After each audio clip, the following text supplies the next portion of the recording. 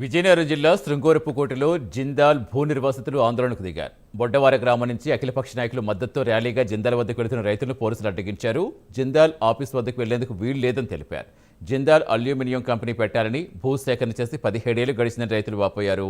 MLC Raghuraju Jindal బాధితుల సమస్యలు ప్రభుత్వ దృష్టికి తీసుకెళ్లి న్యాయం జరిగేట్టు చేస్తానని హామీ ఇవ్వడంతో నిరసన విరమించారు. అదే దగ్గరలో కూర్చోండి. తహసీల్దార్ ఎవరు మీ పిల్లలు ఎవరు కంపెనీ కూడా వస్తే ఇస్తాం లేదంటే కూర్చోండి.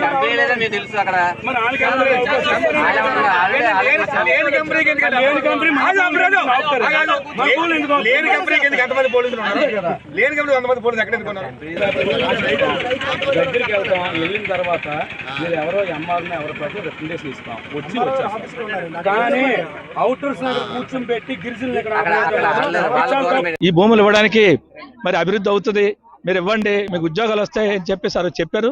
కానీ ఆ రోజు జరిగిన పబ్లిక్ హీరింగ్ లో 96% ఈ భూములు ఇవ్వమని చెప్పేసి రైతులు చెప్పారు. చెప్పినప్పటికీ మళ్ళీ రైతులను ఒప్పించి మరి కొంతమంది అప్పుడు అధికార పక్షంలో నాయకులు ఒప్పించి మనం అభివృద్ధి అవుతుంది, ఉద్యోగాలు వస్తాయి, ఉపాధి వస్తాయి అని చెప్పేసి చెప్పారు. చెప్పినందుకు భూములు ఇచ్చారు. మరి భూములు ఇచ్చిన తర్వాత ఈ రోజు 15 ఏళ్ళు దాటుతుంది. ఈ రోజుకి ఎక్కడ ఉద్యోగం రాలే, ఉపాధి రాలే, ఉన్న ఉపాధి పోయింది. ఇక్కడ చెరుకు, అరటి, రకరకాల పంటలు, వాళ్ళంతా కావాల్సిన నీటి వనరులు అధికంగా ఉన్నాయి. కొబ్బరి, కోనసీమ తలపించి ప్రాంతాన్ని సర్వనాశనం చేసి ఈ గిరిజన రైతులు ద్రోహం చేసి ఈ రోజుకి వచ్చేసరికి ఉద్యోగం ఉపాధి లేకుండా ఏదో భిక్ష వేసినట్టు కొంత స్టైపెండ్ కింద ఇచ్చి ఆ రకంగా ఇప్పటి వరకు నడిపించుకుంటూ వచ్చారు. ఇప్పటికి ఏమవుతుందంటే ఆ రోజే చెప్పాం మేము, సిపిఎం పార్టీగా కానీ అఖిల పక్షాలు కానీ ఆ రోజు పోరాటం చేశారు. అందరం కూడా ఆ రోజు చెప్పాం ఇది ఖచ్చితంగా ఇక్కడ కట్టలేరు, ఎందుకంటే అక్కడ బాక్సైడ్ తీస్తేనే కానీ అక్కడ నుండి ఆ బాక్సైడ్ వస్తేనే కానీ ఇక్కడ కట్టడానికి అవుతుంది అల్యూమినియం ప్లాంట్. కాబట్టి అక్కడ రైతులు గిరిజనులు అక్కడ ఒప్పుకోరు, ఒప్పుకోలేదు అక్కడ. కాబట్టి అక్కడ నుండి బ్యాక్ సైడ్ రాలేదు, కాబట్టి ఇక్కడ ప్లాంట్ అవ్వదని కూడా మేము చెప్పాం ఆ రోజు.